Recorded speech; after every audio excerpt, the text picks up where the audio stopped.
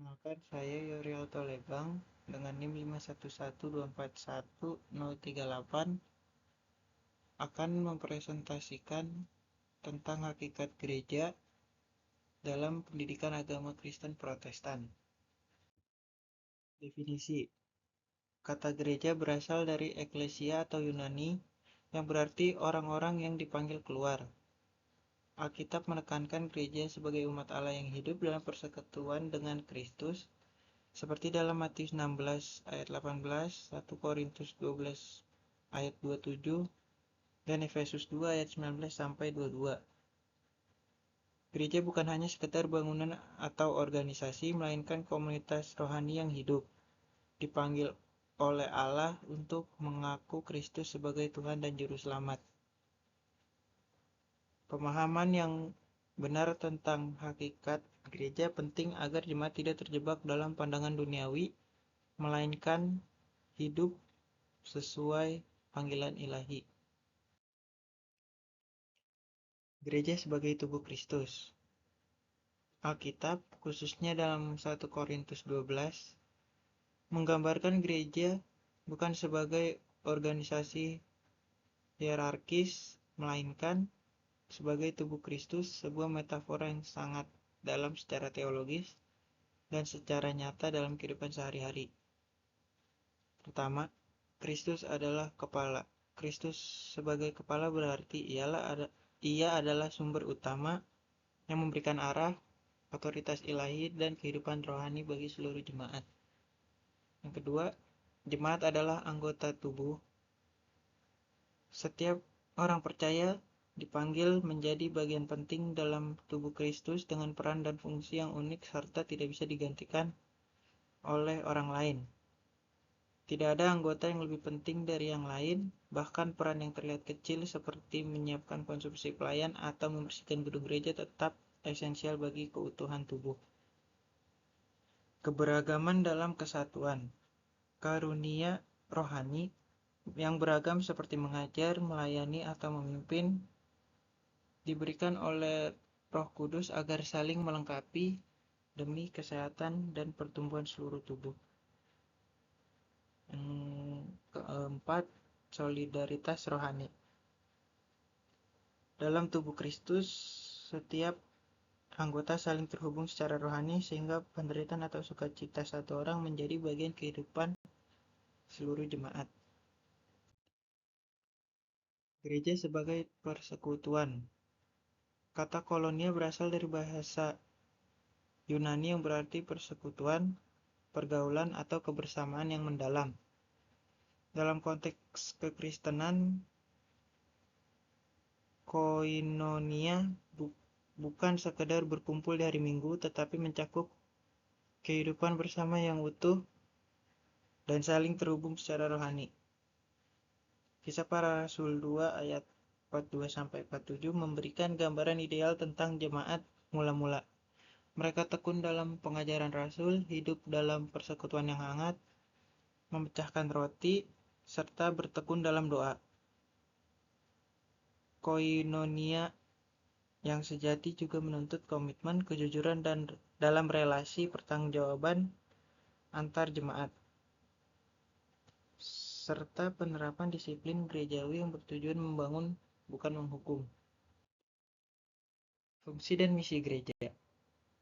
Gereja bukan hanya komunitas sosial atau tempat berkumpul mingguan, melainkan agen aktif dalam misi Allah untuk menyelamatkan dan memulihkan ciptaannya. Dalam menjalankan misi tersebut, gereja dipercayakan 5 fungsi utama yang saling terikat dan tidak bisa dipisahkan. Ibadah, pengajaran, pembinaan, diakonia, dan penginjilan. Ibadah memusatkan seluruh kehidupan jemaat pada penyembahan kepada Allah, mengakui bahwa Dialah sumber segala sesuatu. Pengajaran memastikan bahwa iman jemaat dibangun di atas kebenaran firman Tuhan, bukan tradisi atau opini pribadi.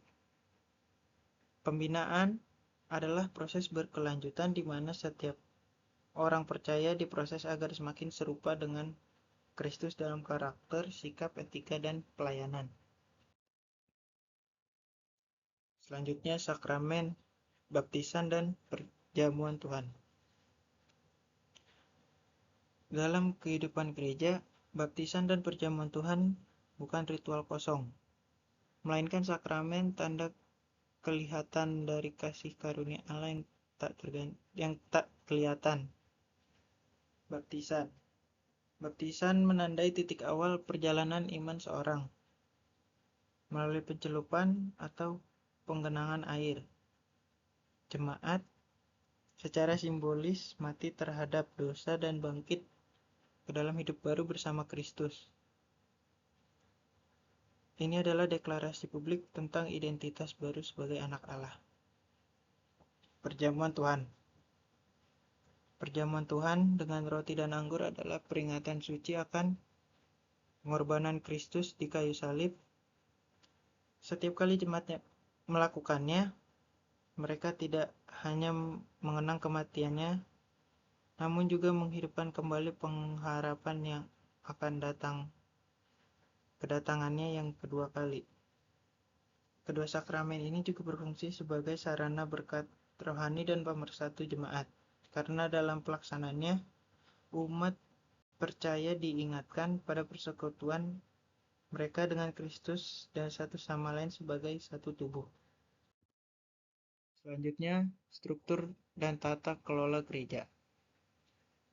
Dalam sejarah gereja, berbagai bentuk struktur organisasi telah berkembang seperti sistem episkopal dipimpin uskup, presbiteral dipimpin oleh majelis penatua, maupun kongregasional,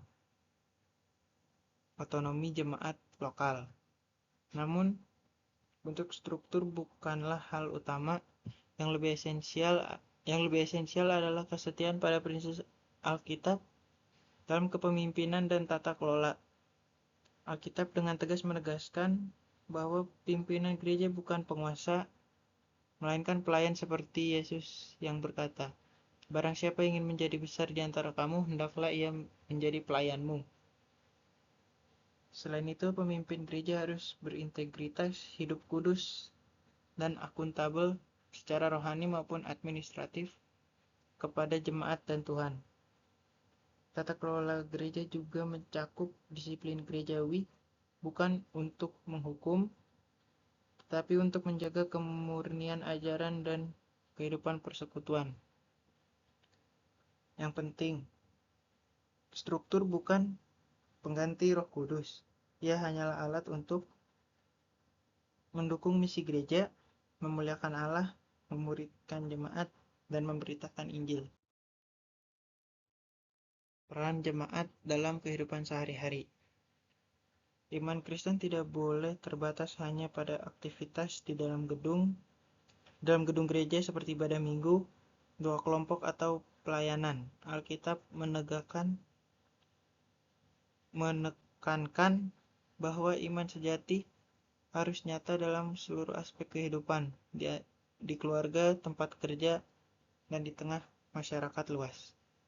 Di rumah, jemaat dipanggil menjadi teladan dalam kasih, kesabaran, dan pendidikan iman bagi anak-anak. Di tempat kerja, iman diwujudkan melalui etika kerja yang jujur, tanggung jawab, kerendahan hati, dan integritas, bukan hanya saat diawasi, tetapi juga ketika tidak ada yang melihat. Di masyarakat, jemaat menjadi garam dan terang, membela keadilan, menolong yang lemah, dan membangun perdamaian. Sekian presentasi dari saya. Terima kasih, Tuhan Yesus memberkati.